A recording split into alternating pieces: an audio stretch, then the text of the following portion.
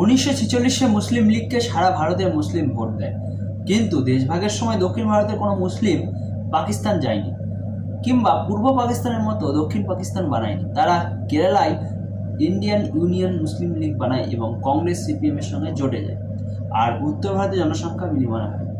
কিন্তু পশ্চিমবঙ্গের মুসলমানরা রাজনৈতিকভাবে সবচেয়ে বুদ্ধিমান। আমি আগে বহুবার বলেছি, তারা না করেছে জনসংখ্যা বিনিময়, না বানিয়েছে নতুন কোনো মুসলিম লীগ। তারা কংগ্রেস এবং কমিউনিস্ট পার্টিতে যোগ দেয়। প্রফুল্ল ঘোষের পদত্যাগ, শ্যামাপ্রসাদ মুখার্জি, মেঘনাথ সাহাদের আকস্মিক মৃত্যু তাদের কাছে নতুন সুযোগ দেয়। বিধানচন্দ্র রায় ছিল ব্রাহ্ম, আর তার হাত ধরে ধীরে ধীরে পলিসি তৈরিতে যোগ দেয় একটু একটু করে বাংলা ভাষায় মুসলমানরা। প্রথম ধাপে তাদের আধা কাজ করে দেয় ব্রাহ্মণরা। দক্ষিণবঙ্গে শীল, মল্লিক, গুইন, কুন্ডুদের জমিতে বসানো হলো আমাদের উদ্বাস্তুতে। সরকারের উদ্দেশ্য ছিল হিন্দু ব্যবসায়ী সমাজের মেরুদণ্ড ভেঙে দেওয়া ও ব্রিটিশ যুগের কেরানিতন্ত্রকে আবার প্রতিষ্ঠা। হেমচন্দ্র নস্করকে বোকা বানিয়ে সল্টলেকের জমি হাতানো হলো মাত্র 1 টাকায়। দমদমে মেট্রো রেলের পাশে রাজা রানীর রাসমণিদের মেট্রো প্রকল্পের সময় দমদমের ছোট বড় রাজবাড়ির জমিদাররা নস্কররা প্রচুর জমি হারায়। এই রাজবাড়ির ছেলেমেয়েদের বড় অংশ এখন মুম্বাই বা নিউ ইয়র্ক এইসব জায়গায় আছে। উত্তরবঙ্গের রাজবংশীদের পথে বসে এই জমি দখল নেন কমল গুহর অনুগামীরা।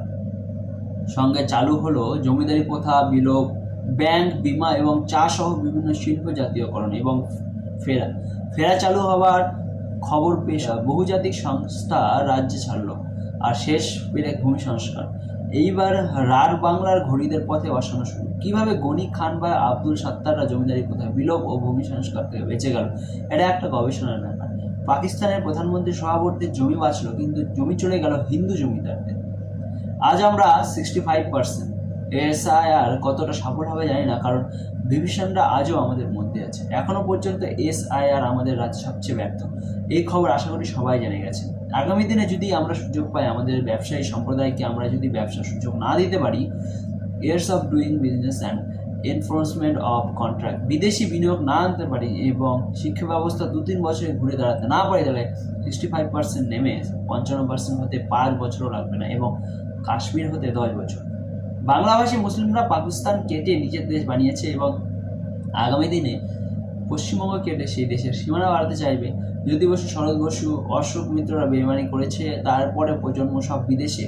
যারা জ্যোতি বসু, শরৎ বসু অসম্পূর্ণ কাজ করে, তাদের পরের প্রজন্ম কোটি কোটি টাকা নিয়ে দেশ ছাড়বে।